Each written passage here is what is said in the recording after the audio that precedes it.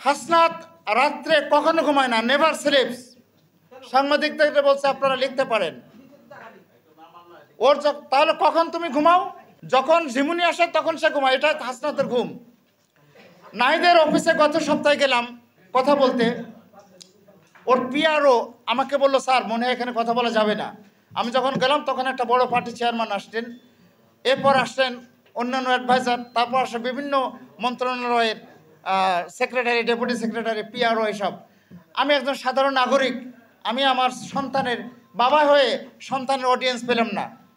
আমি 3 দিন করার পর আমি নাহিদের সাথে কথা বলতে পারিনি। তখন তার সেক্রেটারিকে বললাম যে আমি কিভাবে আমার ছেলের সাথে কথা বলবো বলো। ও স্যার আপনি রাত্রে আসেন বাসায়। কিভাবে? ও সারাদিন অফিস করবো, আবার রাতে কেন ডিস্টার্ব করবে, এটা আমি বাবা হিসেবে পারবো না। ওরা বললো না না, ও তো সারা রাত অফিস করে। ইট ওয়াজ সারপ্রাইজিং টু মি, ও সারা রাত কীভাবে অফিস করে? ও বলে সারা রাত অফিস করে, যদি ঘুম আসে একটু ঝিমিয়ে নাই। এই হলো আমাদের সার্জিস, এই হলো আমাদের হাসনাত, এ আমাদের আসিফ, এ আমাদের নাহিদ। কোনো মন্ত্রণালয় আসিফ ও নাহিদের মন্ত্রণালয় কি খারাপ চলছে? চলছে না। কাজে আমি বলবো যারা যা হবার হয়ে গেছে 5 তারিখের পরে আমরা এটাকেই গ্রহণ করছি। তবে এই সরকারকে আমরা উদাত্ত আহ্বান করছি, এনাফ ইজ এনাফ। বিপ্লবের রক্তের সাথে কোনো রকম অবিশ্বস্ত আচরণ আমরা যোদ্ধারা সহ্য করব না। We are always prepared. আজকে কেন ইসকনের স্পর্ধা হবে? আজকে কেন বিনা যুক্তিতে সংখ্যালঘু হিন্দুরা আন্দোলন করবে? হিন্দুদেরকে আমরা অত্যাচার করি? আজকে কেন ছাত্রলীগের নেতা রিক্সাওয়ালা হয়ে ঢং করবে যে আমি রিক্সাওয়ালা, আমাকে মারছে দেখেন না?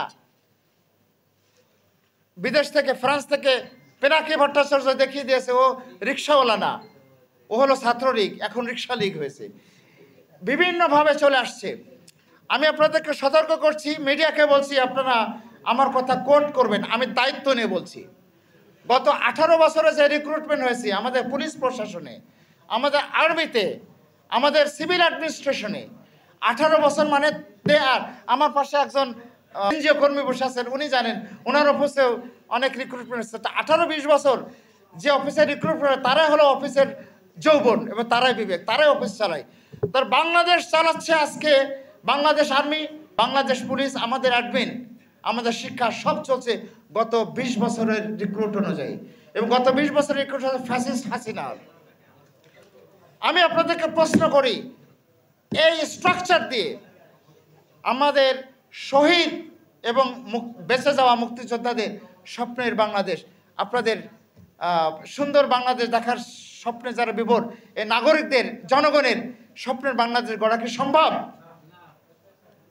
সেখানে আমরা অ্যাডমিনিস্ট্রেশন সংস্কার নিয়ে আমরা কি করছি? সংস্কারের নামে অনেক কমিটি করা হয়েছে সরকার থেকে, তার ফিডব্যাক কোথায়? কোথাও কোনো ফিডব্যাক নাই। কাজেই এই সরকারকে আমি অনুরোধ করব, আমাদের Paramount duty, that's our Nobel task, number 1 responsibility of us as general citizen, আমাদের সাধারণ নাগরিকের 1 নম্বর দায়িত্ব হলো এই সরকারকে শক্তিশালী করা, এই সরকারকে টিকিয়ে রাখা। যদি এই সরকার নড়বড়ে হয়, বিপ্লব ভেস্তে যাবে, বাংলাদেশ আবারও ফ্যাসিস্টের আওতায় আসবে। এই সরকারকে শক্তিশালী করতে হবে। কিন্তু আমরা চাইলে তো সরকার শক্তিশালী হবে না, সরকার যদি নিজেকে শক্তিশালী না করতে চাই। কাজে সরকারকে বলছি তাদের শক্তিশালী হতে হবে, কারণ আমরা দেখতে চাই আমাদের বিপ্লবের গৌরব যেন মিলান না হয়, লক্ষ্য যেন বিচ্যুত না হয়। তার 1 নম্বর বিষয় হলো সংবিধান।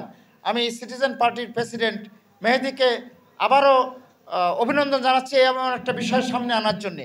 আমি এতক্ষণ অনেক সময় নিলাম, আমি খুব দুঃখ প্রকাশ করছি, কিন্তু এই কথাগুলো খুব বলার ছিল যে সংবিধানের গলদ কোথায়। আমি শুধুমাত্র মূলনীতির ব্যাপারে এত কথা বলছি।